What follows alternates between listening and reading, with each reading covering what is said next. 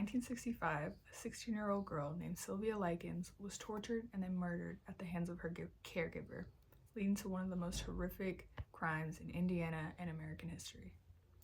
Sylvia Likens was described as a lovely girl who was very confident and carried a very positive light. Sylvia was one of 5 children to her mother and father. Her parents were carnival workers, meaning they often had to leave for work-related trips. According to Sylvia's CAC, in the summer of 1965, Sylvia's parents departed for their work trip and left Sylvia and her younger sister Jenny under the care of Gertrude Banaszewski, a mutual friend that the Likens family had been introduced to. Gertrude was a single mother of 7 already and had agreed to keep Sylvia and Jenny for $20 a week. At first, everything was fine in the household, and the Likens sisters continued to live as normal teenagers would, skating, singing, and even performing household chores for Gertrude. But as the New York Times reports, the money from the Likens parents began to come in late, and because of this, Gertrude began beating both the girls. Gertrude eventually began directing most of her anger towards Sylvia. Although never confirmed by Gertrude herself, it's widely believed that Gertrude directed all of her anger towards Sylvia because she envied her. Sylvia was a very likable person. She was very pretty. She got a lot of attention from the neighborhood boys.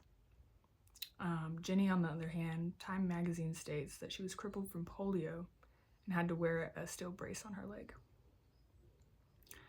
The money that caused the girls to get beat arrived the following day, but the abuse had already begun. Sylvia and Gertrude's oldest daughter often bumped heads, further igniting the abuse. Gertrude suffered from asthma, so she would often become too tired while beating Sylvia and have 17-year-old Paula do it instead. According to court transcripts, Sylvia was repeatedly beaten, burned with cigarettes, starved, and forced to do humiliating acts, one of which included forcing her to eat to the point where she threw up and then making her eat her own vomit. Gertrude didn't just abuse Sylvia herself. She encouraged all her children and neighborhood children to join in on Sylvia's suffering. The children would practice judo on Sylvia, kicking her, hurling her against walls, and punching her. After beatings, Sylvia would be forced into a scalding hot bath in order to cleanse her from her sins. Due to the trauma that Sylvia had endured, she began wetting the bed, leading to further beatings and burns as punishment. Gertrude then decided Sylvia was no longer fit to live with her children, prompting her to no longer allow Sylvia to leave the house and locking her in the basement, where she was only fed crackers and refused the right to use the restroom. The Indianapolis News reported perhaps the most infamous act of cruelty, when Gertrude carved the words, "I'm a prostitute and proud of it," into Sylvia's stomach. Richard Hobbs, one of the neighborhood boys, was the one to finish the etching onto her stomach. Sylvia's body was covered in burns, bruises, open wounds, yet no one stepped in to help her, not even neighbors who could overhear her screams occasionally.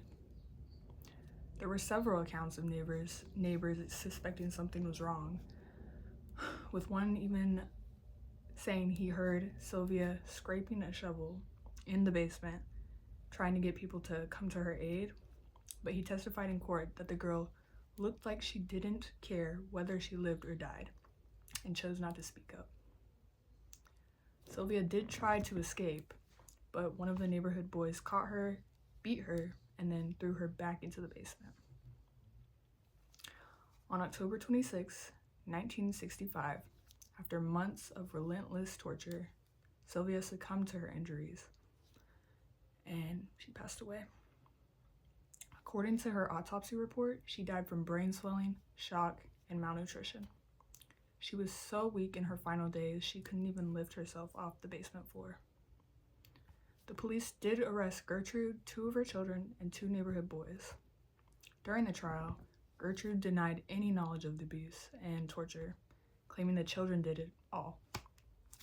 She then pleaded not guilty by reason of insanity. As reported by the Indianapolis Star, Gertrude was convicted of first-degree murder in 1966 and sentenced to life in prison. However, in a shocking turn of events, she was granted parole in 1985. She then changed her name and lived in obscurity until she died from lung cancer in 1990. Paula, Gertrude's oldest daughter, was convicted of second-degree murder and sentenced to life. The two neighborhood boys, Richard Hobbs and Coy Hubbard, along with one of Gertrude's sons, John, were all convicted of manslaughter and were sentenced to 2 21-year terms. Despite these convictions, Paula pleaded guilty to a lesser charge of voluntary manslaughter, and she was let out on parole after about 2 years. She then, once released, somehow managed to become a school teacher. The three boys were released on parole for good behavior in 1968 after also serving 2 years.